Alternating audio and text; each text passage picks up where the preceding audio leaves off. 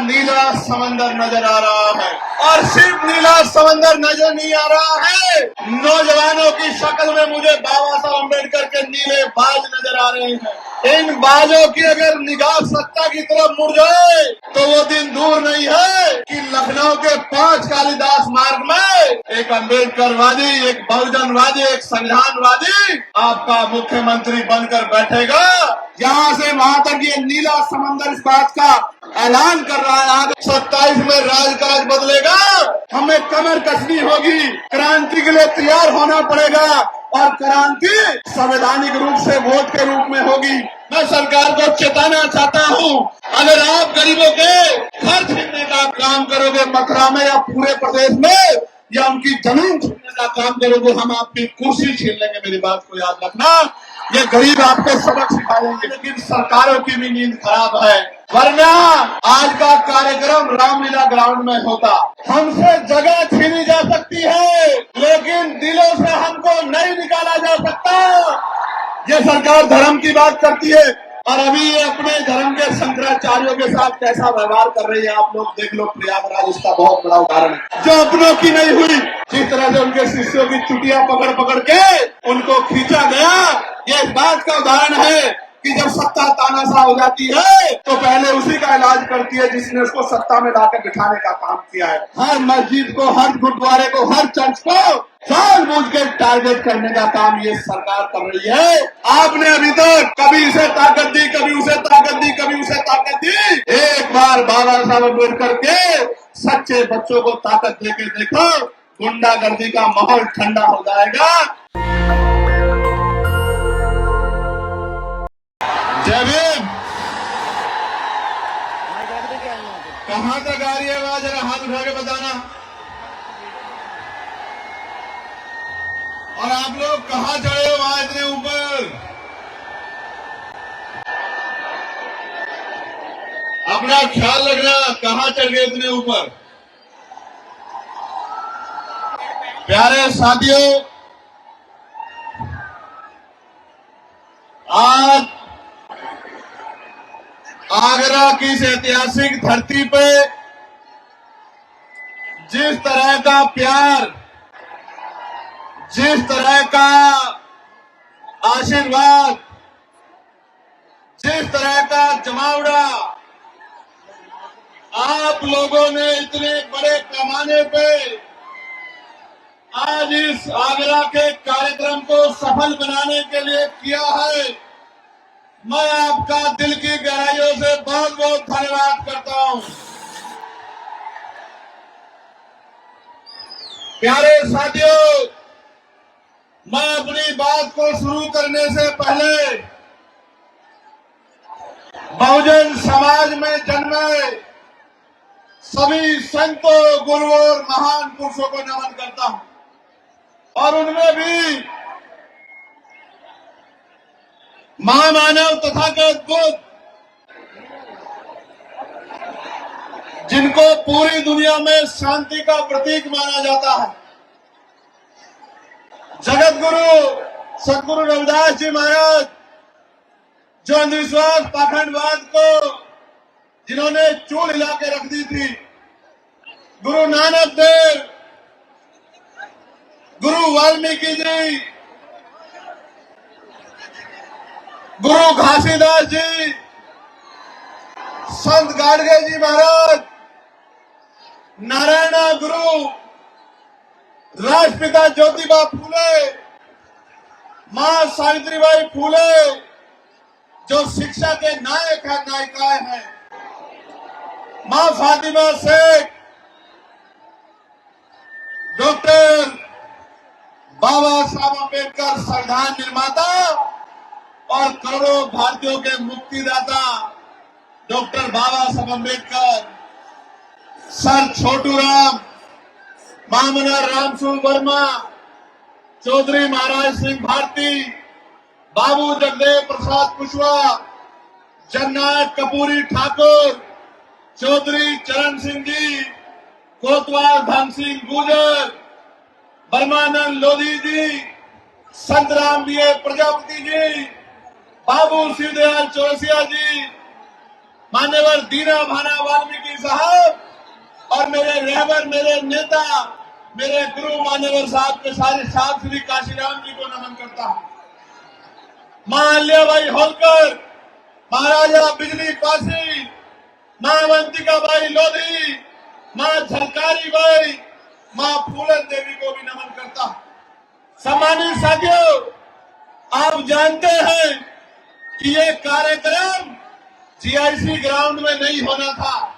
ये कार्यक्रम कहाँ होना था? रामलीला मैदान में। और रामलीला मैदान सिर्फ मैदान नहीं है, वो मिट्टी है जिस मिट्टी में बाबा साहब अम्बेडकर के आंसू टपके थे, हमारे रहबर के आंसू टपके थे। जिस मिट्टी में रोए थे बाबा साहब अम्बेडकर, वो मिट्टी है। मेरी इच्छा थी कि उस मिट्टी को नतमस्तक होना है, उस मिट्टी को अपने माथे पे लगाना है और बाबा साहब अम्बेडकर के अधूरे काम को इस देश में पूरा करके दिखाना। ये संकल्प लेकर हम लोग आए। प्यारे साथियों, हमसे जगह छीनी जा सकती है, लेकिन दिलों से हमको नहीं निकाला जा सकता। वो हमसे जगह छीन सकते हैं, वो बहुत लंबे समय से ये करते आए हैं। वो हमसे आज जगह छीन सकते हैं, लेकिन आपके दिलों से हमें नहीं निकाल सकते। इस बात का प्रमाण आज आप लोगों ने दिया है। ये नौजवानों की सैलाबी ये जो संख्या है, और इधर मेरी मां बहनों का जो धूम में बैठ के आशीर्वाद देने के लिए आई है, मैं आपका कैसे धन्यवाद करूं। आपने भीम आर्मी आजाद समाज पार्टी को जिस तरह का प्यार आशीर्वाद देने का काम किया है, मैं आगरा अलीगढ़ मंडल के अपने तमाम नेताओं का बहुत बहुत धन्यवाद करता हूं।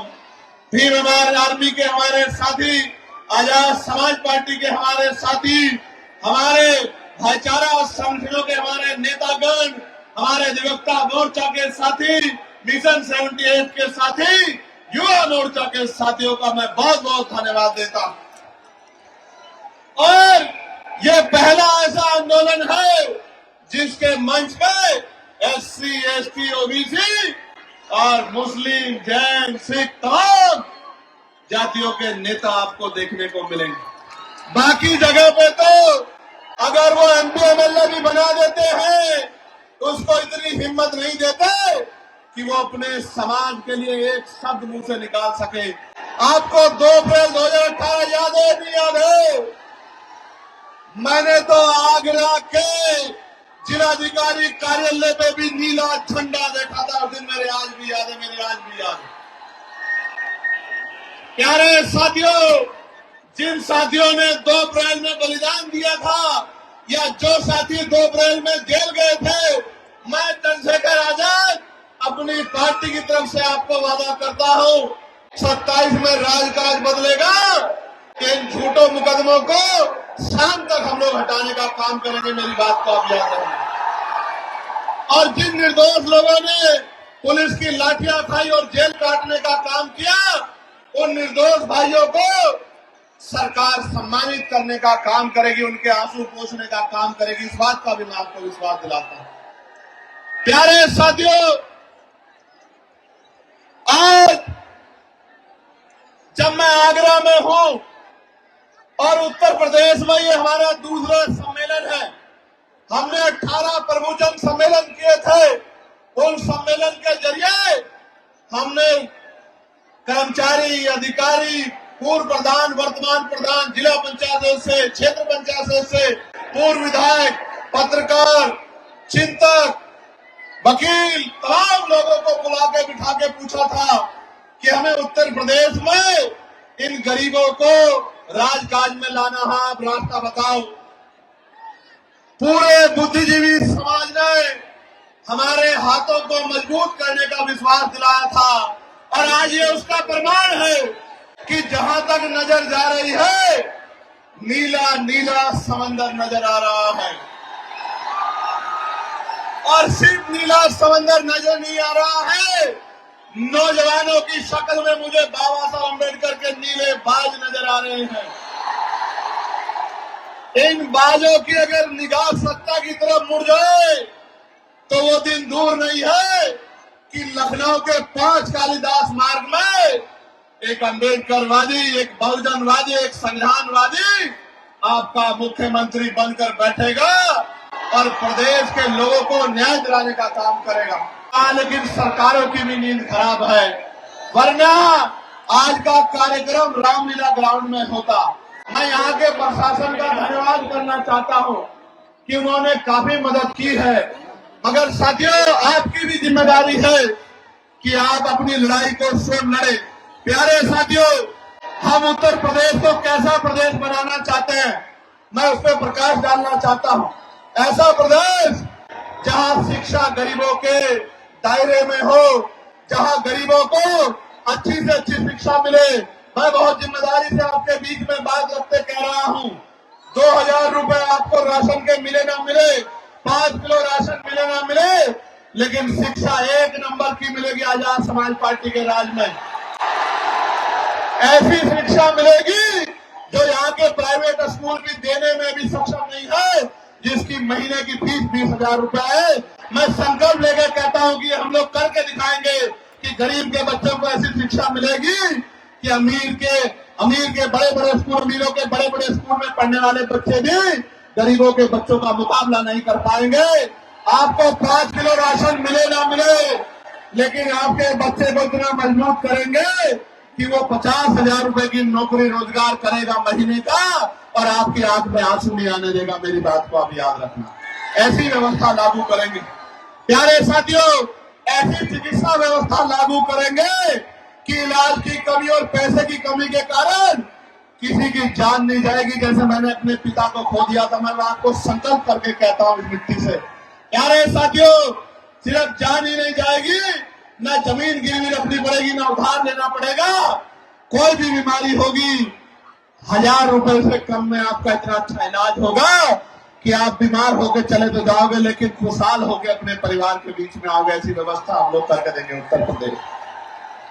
प्यारे साथियों, लच्छेदार भाषण तो आप 75 साल से सुनते आ रहे हैं। एक हमारे पुराने आंदोलन के अलावा किसी ने गरीबों की सुध लेने का काम नहीं किया। जिलाध्यक्ष जी, तो मैं ये कहना चाहता हूँ कि और कोई करे ना करे, पढ़े लिखे नौजवानों को रोजगार देने का काम आजाद समाज पार्टी 1 साल के अंदर करने का काम करेगी। मेरी बात को आप याद रखें।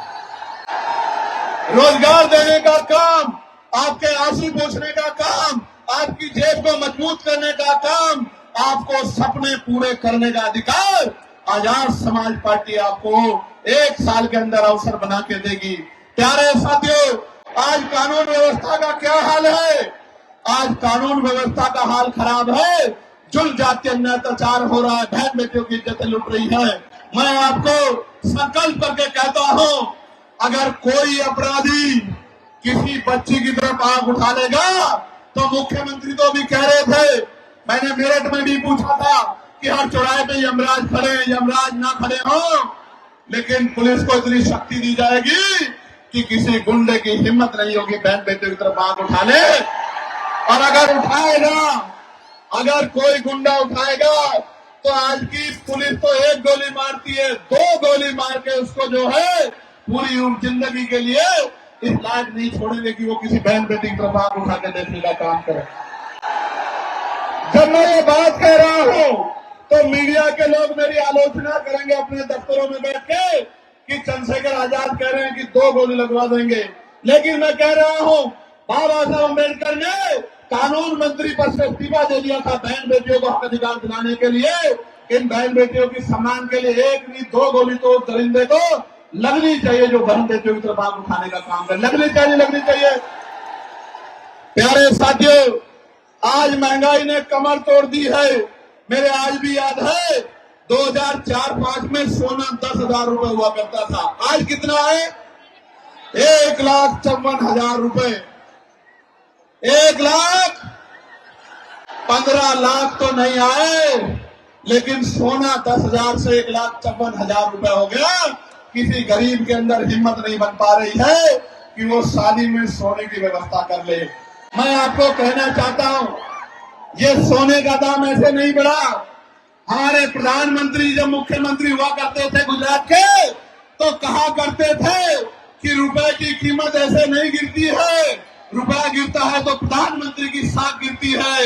लेकिन आज रुपया कहाँ चला गया, प्रधानमंत्री जी को नजर नहीं आता। मैं आपको कहना चाहता हूं, अमीरों की तिजोरियों में जो पैसा भ्रष्टाचार का उठा के रख लिया है, इस भ्रष्टाचार पे ऐसी चोट करेंगे कि इन अमीरों को भ्रष्टाचार का पैसा निकालना पड़ेगा और ये पैसा गरीबों के घरों तक पहुंचेगा। गरीबों के रोटी का व्यवस्था, कपड़े की व्यवस्था, पानी की व्यवस्था, शिक्षा की व्यवस्था और चिकित्सा व्यवस्था, इस भ्रष्टाचार के पैसे को अमीरों की तिजोरी से निकाल के गरीबों तक पहुंचाने का काम हम लोग करेंगे। प्यारे साथियों, बाबा साहब ने 1956 में जमीनों की बात की थी। मैं आपके सामने कहना चाहता हूं, पुरानी सरकारों ने जितनी जमीन दी थी गरीबों को, अति पिछड़ों को, दलितों को, चुन चुन के उन जमीनों को छीनने का काम सरकार कर रही है। असामी पट्टे हो या सीलिंग वाले पट्टे या कोई और पट्टे, सारे पट्टों को लगातार पिछड़े मुसलमानों को जो जगह थी छीनने का काम कर रही है। जब सरकार बड़े बड़े हाईवे बना के जमीन एक्वायर कर सकती है, तो भूमिहीन मजदूरों को, किसानों को क्यों नहीं जमीन दे सकती? सरकार के पास का कोई जवाब नहीं है। और जिन्होंने 70-70 साल में घर बना के जो लोग रह रहे हैं, जैसे मथुरा में एक बस्ती को उजाड़ने का काम सरकार करने की बात कर रही है, जहां गरीब, दलित, वाल्मीकि समाज के लोग रह रहे हैं। मैं सरकार को चेताना चाहता हूं, अगर आप गरीबों के घर छीनने का काम करोगे मथुरा में या पूरे प्रदेश में, या उनकी जमीन छीनने का काम करोगे, हम आपकी कुर्सी छीन लेंगे। मेरी बात को याद रखना, ये गरीब आपको सबक सिखाएंगे। प्यारे साथियों, मैंने पार्लियामेंट में एक बिल लेके आया था, मैं निजी क्षेत्रों में आरक्षण का। आपने पढ़ा होगा, सुना होगा कि दलितों को, पिछड़ों को निजी क्षेत्रों में आरक्षण मिलना चाहिए, क्योंकि सरकारी नौकरियां 2% है, प्राइवेट सेक्टर में आरक्षण मिलना चाहिए। बड़ी बहस हुई, कोई कहता है चंद्रशेखर आजाद तो निजी क्षेत्रों में आरक्षण की बात कर रहे। बात नहीं कर रहा हूं, राजकाज बनने दो। पिछड़े, अति पिछड़ों, दलितों को 98% प्राइवेट सेक्टर में आरक्षण देने का काम हम लोग करेंगे, रोजगार देने का काम हम लोग करेंगे। मेरी बात को आप याद रखना। ये प्राइवेट सेक्टर किसी पूंजीपति का नहीं है, ये सरकारी पैसे से बनता है, सरकारी जमीन से बनता है, गरीबों के हक से बनता है। इस 98% प्राइवेट सेक्टर में आज आगरा की धरती से संकल्प हम लोग लेते हैं, इस 98% प्राइवेट सेक्टर में, इन उद्योगों में कमजोर वर्गों के लोगों को हम लोग आरक्षण देने का काम करेंगे। इस बात का मैं आपको विश्वास दिलाता हूं। आपको याद होगा, एक पार्टी है जो अपने आप को नारा लगाती है कि हम दलितों, पिछड़ों, मुसलमानों की पार्टी, हम इनका ध्यान रखते हैं। प्रमोशन में रिजर्वेशन का बिल फाड़ने वाली पार्टी कभी दलित, पिछड़े, मुसलमानों की हितैषी नहीं हो सकती। मेरी बात को आप याद रखना। मैं आपको आगरा की धरती से चेताने का काम कर रहा हूं कि आपकी वोटों को लेने के लिए तमाम तरह के कपड़े, तमाम तरह की भाषा बदल के आएंगे। ये आपके हितैषी होते तो आपके कर्मचारियों को डिमोशन का सामना नहीं करना पड़ता, आपके कर्मचारियों को खून के आंसू नहीं रोने पड़ते। इस बात का आपको एहसास होना चाहिए। और अगर हम लोगों को मौका मिल जाएगा तो पिछड़े, अति पिछड़ों को भी दलितों के साथ प्रमोशन में आरक्षण दिलाने का काम हम लोग उत्तर प्रदेश में करेंगे। मेरी बात को आप याद रखना। प्यारे साथियों, मैं तो यही तक नहीं, मैं सामाजिक न्याय को मानने वाला व्यक्ति हूँ। आगरा की धरती पे खड़े हुए कह रहा हूँ, इसीलिए तमाम लोग मेरे पीछे षड्यंत्र कर रहे हैं कि दलितों की तरह पिछड़े वर्ग के लोगों को भी पॉलिटिकल रिजर्वेशन हम लोग दिलाने का काम करेंगे विधानसभा, लोकसभा में। मेरी बात को आप याद रखना। जो कोई नहीं कर पाया वो बाबा साहब अम्बेडकर के बच्चे करके दिखाएंगे। मुस्लिम भाइयों, आप भी तैयार हो जाओ, हिम्मत करके दिखाओ। आजाद समाज पार्टी आपको भी संख्या के आधार पर आप हिस्सेदार दिला कर रहेगी। मेरी बात को याद रखना। और अति पिछड़े वर्ग के लोगों को कहना चाहता हूं, उनके मन में भय रहता है। आरक्षण 27% दिया गया है, जबकि आबादी 52% थी। मैं आपको विश्वास दिलाता हूं, पिछड़े वर्ग के लोगों को, पाल प्रजापति, कश्यप मौर्य, साक्यम बिल, कुशवाहा, राजभर, तमाम लोगों को 15% उत्तर प्रदेश में अलग से आरक्षण की व्यवस्था करा के देनी। मेरी बात को आप याद रखना, जिससे कि कोई विवाद ना रहे और आपकी भी संख्या कम ना रहे, आपको भी आगे बढ़ के आने का मौका मिले। पाल प्रजापति, सैन विश्वकर्मा मौर्य का बच्चा भी निषाद का बच्चा भी, दुनिया चौहान का बच्चा भी मुख्य धारा में, इस बात का भी मैं आपको विश्वास दिलाता हूं। प्यारे साथियों, आगरा में जूते का व्यापार होता है, अलीगढ़ में तालों का बड़ा काम है, फिरोजाबाद में कांच का बड़ा काम है। जीएसटी, पहले जीएसटी की मार, फिर लाइसेंस में गैर जिम्मेदारी, फिर छापेमारी के नाम पर लगातार उत्पीड़न किया जा रहा है। लगातार कारीगरों को, मजदूरों को मजबूर करने का काम ये सरकार कर रही है। छोटे छोटे व्यापारी आगरा में जब रिक्शे से अपना माल भेजते हैं तो जीएसटी के अधिकारी उनको पकड़ के 50-50 हजार रुपए की रिश्वत वसूलने का काम करते हैं। राजकाज बदलने दो, एक एक पैसे का हिसाब होगा जो गरीबों का छीनने का काम कर रहे हैं, मजदूरों का। मैंने तो पत्र लिखा था सरकार को कि जीएसटी में छूट करो, और मैं कहना चाहता हूं हमारा व्यापार मंडल मजबूत है। किसी व्यापारी को दिक्कत हुआ करे तो हमारे भीम व्यापार मंडल के साथियों से मिल लिया करो, अपनी समस्या इनको बता दिया करो। प्यारे साथियों, अभी यूजीसी के नए नियम आए हैं, बड़ी चर्चा हो रही है, बड़ा विरोध हो रहा है, और मैं आपको स्पष्ट कहना चाहता हूं वही विरोध कर रहा है जो जाति के आधार पर एससी एसटी ओबीसी के बच्चों का शोषण करने का काम करता है, उनको अपमानित करने का काम करता है।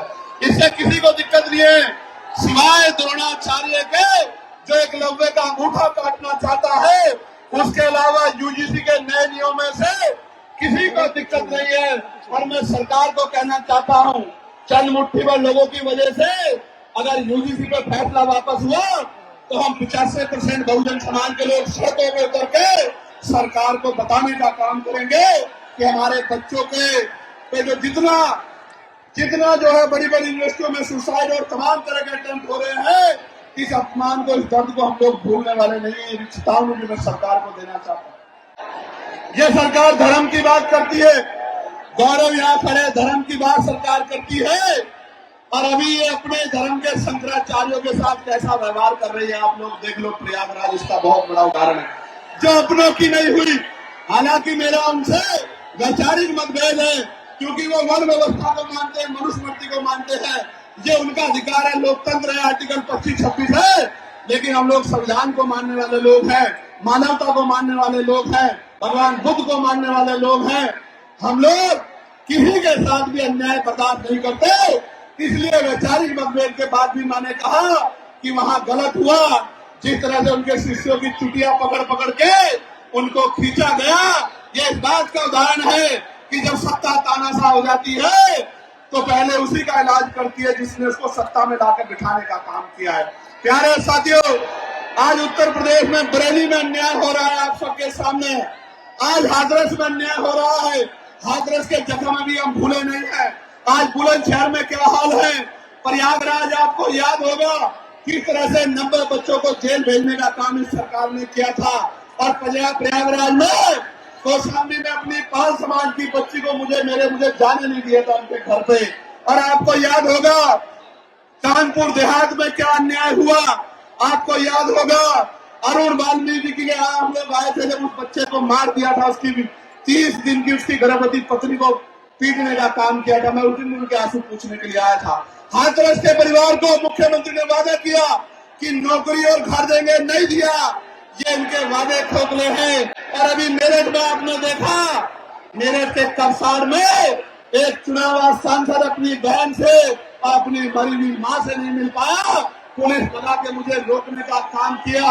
मैं कहना चाहता हूं, मुझे तो रोक लोगे, मैं संविधान को मानता हूं, लेकिन इनको कैसे रोकोगे जब ये अपने पैरों पे खड़े हो जाएंगे? इनको कैसे रोकोगे? मुझे रोक लो, मैं कानून को मानता हूं, लेकिन कानून चलाने वाले हाथ जब इनके हो जाएंगे, जब इनका राज का जाएगा कमजोरों का, तब इन गुंडों को कैसे बचाओगे? इनके बारे में, गुंडों के बारे में सोचो। प्यारे साथियों, मैं बहुत जिम्मेदारी से आपको ये कहना चाहता हूं, इस जुर्म जाति को रोकने के लिए हमें कमर कसनी होगी, क्रांति के लिए तैयार होना पड़ेगा। और क्रांति संवैधानिक रूप से वोट के रूप में होगी। जब मैं सड़कों पे था, सड़कों पे लड़ता था, आज पार्लियामेंट में आपने भेज दिया है, तो बताओ पार्लियामेंट में आपकी आवाज गूंजती है नहीं गूंजती है?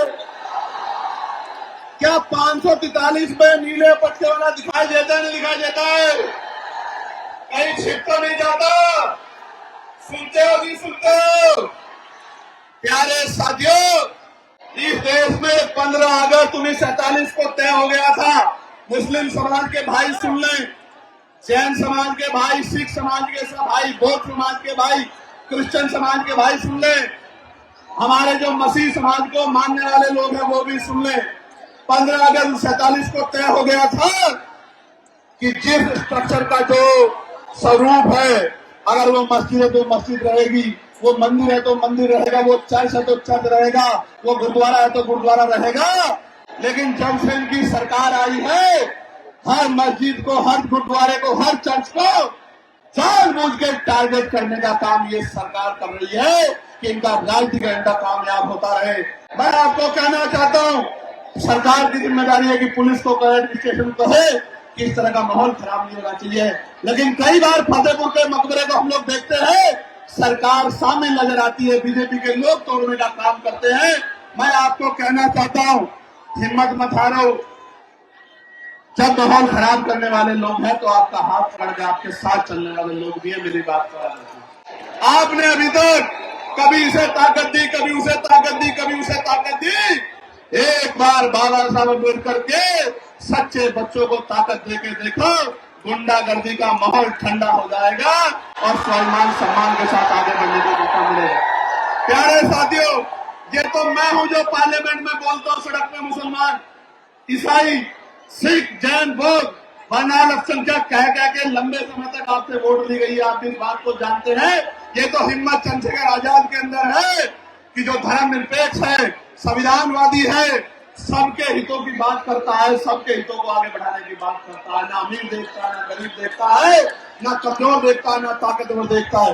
प्यारे साथियों, आप हमारा न्यायप्रिय चरित्र देखना चाहते हो तो सुनो। संभल में जिस जज साहब ने पुलिस पे मुकदमे करने का ऑर्डर दिया, उस जज साहब, माननीय जज साहब को, जिन्होंने निष्पक्ष ऑर्डर किया, निडर होकर ऑर्डर किया, सरकार के सामने न्यायपालिका का सच्चा चरित्र रखा, रातों रात उन जज साहब का ट्रांसफर कर दिया गया। वो सुधीर साहब इसी दलित समाज के बच्चे हैं। इस बात का आप लोगों को गर्व, हमें गर्व है इस बात का कि हमारा चरित्र न्यायप्रिय है। अगर पूरी सरकार भी विरोध में खड़ी है तो हमारी कलम किसी का नुकसान नहीं कर सकती, न्याय देने का काम करेगी। मैं तो यामीन साहब के उन बेबस पिता की तरफ देखता हूं, जिन पिता को उम्मीद थी कि न्याय मिलेगा, आज उनसे न्याय छीना जा रहा है। प्यारे साथियों, याद रखो, जुर्म जाति जब बढ़ जाएगी तो जनता उसको उखाड़ फेंकेगी। वही समय आ गया है, यहां से वहां तक ये नीला समंदर इस बात का ऐलान कर रहा है। आगरा में खड़े होकर ये राजधानी है, आगरा कमजोरों की राजधानी है या नहीं है? राजधानी बताओ, जोर से बताओ, है या नहीं है?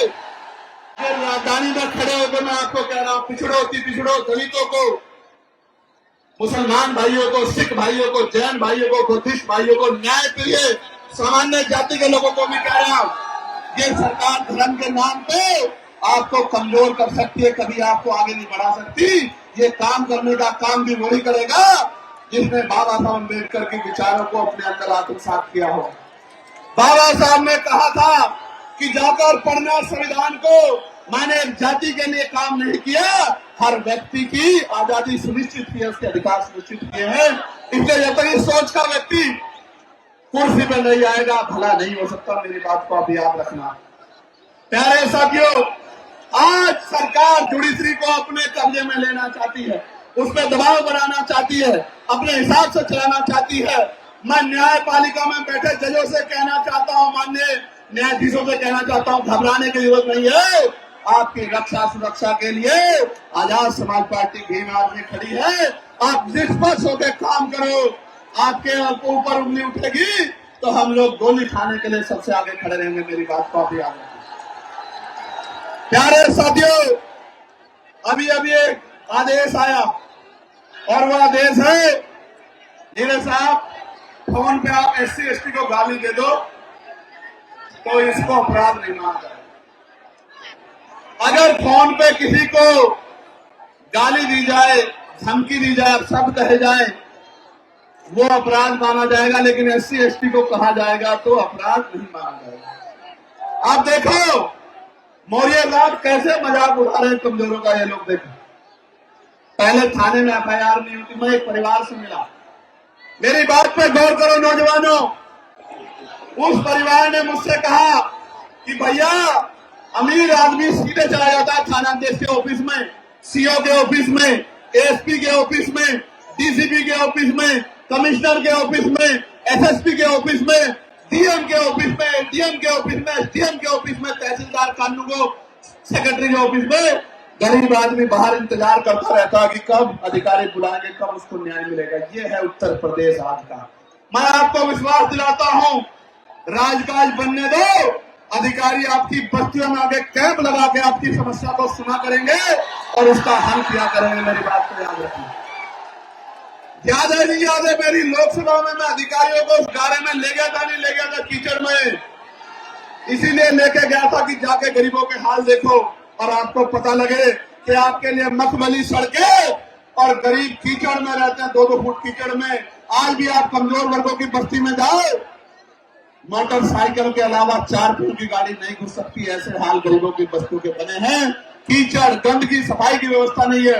मैं आप सबको कहना चाहता हूं, हिमांशु साहब कह रहे थे, अमित गुजर जी, कसाना जी बैठे हैं, वो भी इस बात पे मुझसे कह रहे थे, छतपाल चौधरी जी भी कह रहे थे, चक साहब भी कह रहे थे, पित्तौर साहब ने भी कहा कि यहाँ ठेकेदारी आउटसोर्सिंग के जरिए सफाई कर्मचारियों को देश भर में भी और आगरा में उनके हितों को लूटने का काम किया जा रहा है। मैं आपको विश्वास दिला देता हूं, तमाम आउटसोर्सिंग खत्म कर देंगे उसी दिन। संविदा या पक्की नौकरी, और वो भी 50,000 रुपए से कम नहीं देंगे। मेरी बात को आप याद रखना, जब आजाद समाज पार्टी के हाथ में। और ये निजी क्षेत्र का टोरंटो का हाल देख लो, एक गरीब को कनेक्शन नहीं देती है कंपनी। इन सारी कंपनियों वालों को जो सही काम नहीं करेंगे, इनको सबक सिखाने का काम हम लोग करेंगे। प्यारे साथियों, एक बहुत बड़ी समस्या ये है कि आज ईसाई समाज, मसीही समाज परेशान है। चर्च में अपनी उपासना पूजा नहीं कर पा रहा है, अपनी प्रार्थना नहीं कर पा रहा है। कोई भी आता है उनके साथ मारपीट करने लगता है, उनको भगाने लगता है, उल्टा पुलिस भी उनको मुकदमे कर देती है।